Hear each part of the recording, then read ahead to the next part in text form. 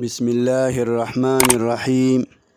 نحمده ونصلي على رسوله الكريم د حضرت طفیل بن عمرو الدوسی رضی الله تعالی عنہ د اسلام وروړلو یو ناشنا واقعه او عجیبه حالات چې په هغه باندې تیر شوي د کافرانو د همیشه نه دا کوششو چې خلق د اسلام نه لرې شي د اسلام نه ووړي او څوک د اسلام حقانیت د پیغمبر صلی الله علیه وسلم حقانیت ته د سره نږدې رانشي او خلق ناخبره پاتې شي د هغې دپاره به دي مستقل طور مختلفې مرحلې او مختلفې طریقې استعمالولې چونکه خلق با مکی معظمی تا خانقابه تا قریش مکه لا راتلل تجارتی تعلقات هم او د خانقابه زیارت لبه هم راتلل نو د کافرانو د کفار مکه با همیشه کوشش داو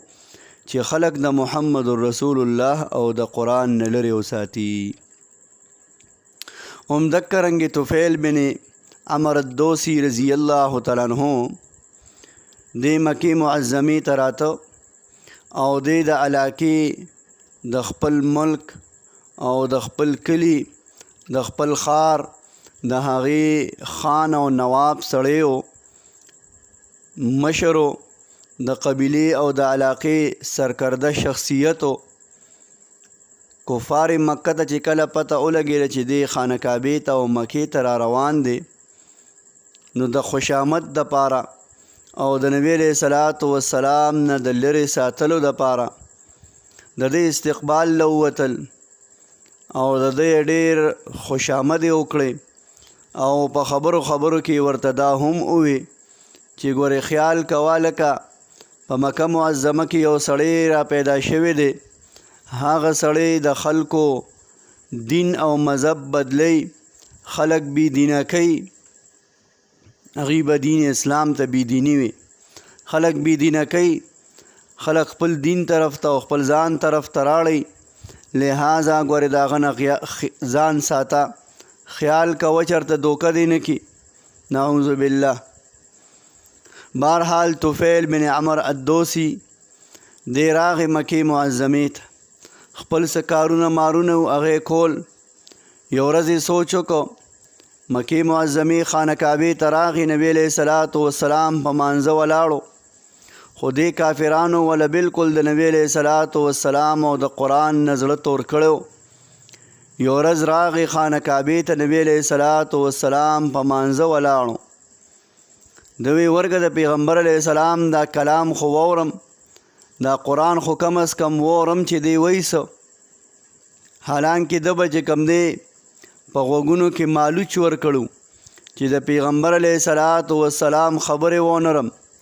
قرآن ونرم هسې نه چې دا جادو را باندې اثر وکړي او بېدینه شم او خپل زوړ دین پرېږدم لہذا د دکه طفیل ابن عمرو الدوسی د نبی علیہ السلام په خوا کې ودرېد او قرآن یې واورېده بس هغه قرآن اورېدلو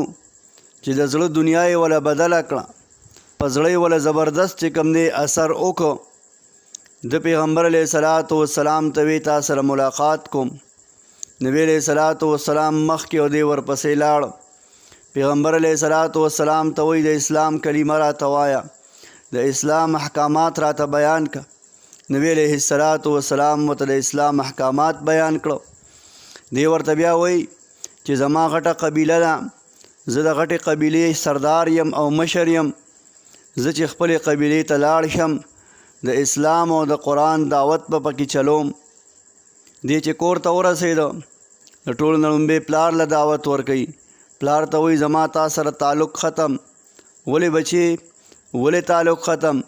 ما اسلام قبول کو د بوتانو نه او د دې ګډو وړو څیزونو نه او ګډو وړو خبرو نه مې توبه وباسله پلار ورته وی بچی